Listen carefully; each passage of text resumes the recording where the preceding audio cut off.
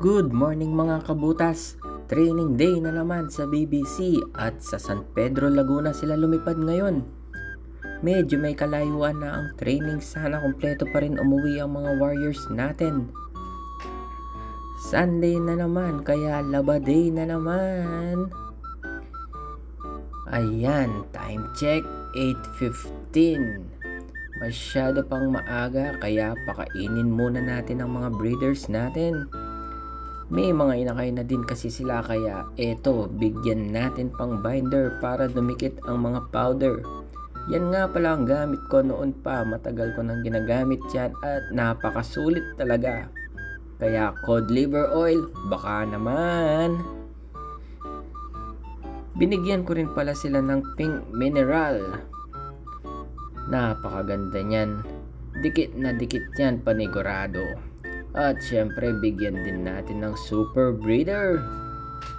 Makakatulong yan sa mga breeder para hindi sila mga yayat at para din sa mga inakay yan para healthy silang lumaki. Imekos-mekos lang yan para dumikit lahat ng mga powder at walang masayang. Ganyan nga pala ang itsura pag nahalo mo na lahat.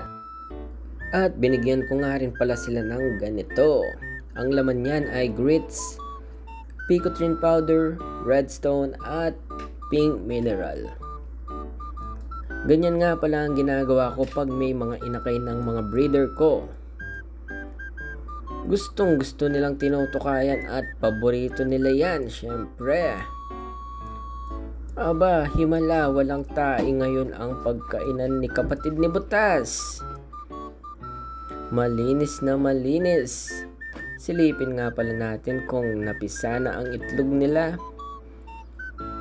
Wala pa, baka bukas pa yan. Isa nga lang pala ang fertile sa mga itlog nila. Kung gusto nyong malaman kung fertile ang mga itlog ng mga alaga nyo, ganito lang ang gawin nyo. Paglabas ng pangalawang itlog, bilang lang kayo ng 5 to 7 days at gumamit lang ng flashlight para silipin ang mga itlog.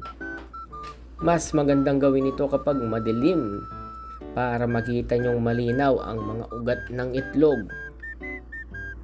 At kung wala namang ugat ang itlog, ibig sabihin bugok yun.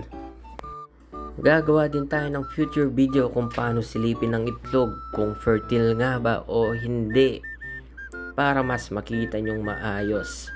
Sa ngayon, bigyan muna natin pagkain ng mga alaga natin. Ayan, ang ganda. Hindi ko pa sila sinasalang kasi pinapagulang ko pang mga edad nila. Full sibling nga pala ni Mang Kanor yon. Kung kilala nyo ang breed na yon, comment down below. Napakatindi ng may-ari nun. Dalawang kinuha ko sa kanya at yan yung isa, Japan Arton. Mga South, grabe, champion ang lahi nila. At ito yung inakay, mukhang malakas naman at healthy. Silipin din natin ang isang itlog kung may crack na. Ayan, malinaw na malinaw, maya-maya lang. Mapipisa na yan, balik na natin at nagalit ang nanay. Malapit na nga palang dumating ang mga laga natin, pero hindi tayo sigurado kung makakauwi silang lahat. Medyo hindi rin kasi kagandahan ng panahon. Merong madilim at merong maliwanag. Nag-start na nga pala ang fan race 1 sa BBC at nag-entry tayong dalawa doon. Si Butas at ang kanyang original wife ang mga in-entry natin. Sana mag-speed silang maganda. At ayan, pinaghanda na rin natin silang maiinom nila para pagdating nila. Nakahanda na lahat. Time check 8:30. Masyado pang maaga kaya mag-almusal muna tayo. Nagpagawa nga pala tayong iced coffee kay Mrs. Ayan, napakasarap.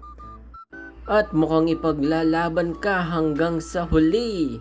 Ayan, napakasarap. Tara, kain tayo guys. A few moments later. Time check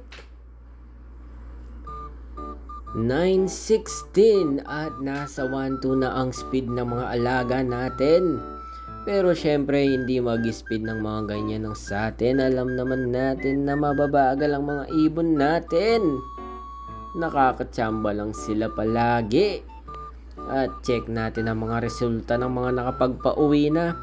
Ayan, napakabilis na mga ibon nyo mga sir, idol. Congrats sa inyong lahat. Time check dyan, 9:28 na at wala pa ring umuuwi ni isa. Nasaan na kaya ang mga warriors natin? Mukhang mabobokya ngayon si Butas ha. Nakakatsamba lang talaga siya. At ayan, may dumating na sa mga alaga natin yung kamukha ni Butas. Nandito na. Siya pa yung nauna. At nandyan na rin pala yung original wife. Isa yan sa mga in-entry natin. Nag 9.2 payat 9.25 yung speed niya. Nakatsamba pa siya. Nauna pa siya kay Butas. Anong nangyari sa'yo, Butas? Nasaan ka na? Umuwi ka na. Nag-aalala na sa'yo ang mga asawa mo. Ba't wala ka pa? At eto, may dumarating na naman. Sino kaya to? Tingnan natin, Romonda-ronda. Pakala mo talaga napakagaling no? Ayan, sino yan? Ayan. Ay, yung kabit. Naunahan na naman yung Butas na yun. Nasaan na yun? Buti pa to, nauna kay Butas. Tumaiba nga. Pasok ka na dyan. 5 pa lang ang mga umuuwi. Nasaan na kaya ang iba? Uuwi pa ba? O nagbakasyon na sa Laguna? A few moments later. At ayan na nga si Butas. Saan ka galing? Nako, time check 9:57 na. Saan ka na naman naglibot? Talo tayo. Susubukan na lang natin mag-nearest cut-off. Baka sakaling makasungkit pa ng 500. 7:57 ka na-release. 9:57 ka dumating. 2 oras din lumilipad si Butas. Pero ayan, mukhang hindi man lang hiningal. Nag-chicks lang talaga siya. Ayan, sinubukan natin mag-nearest cut-off. Kaso napansin ko wala palang nearest cut-off.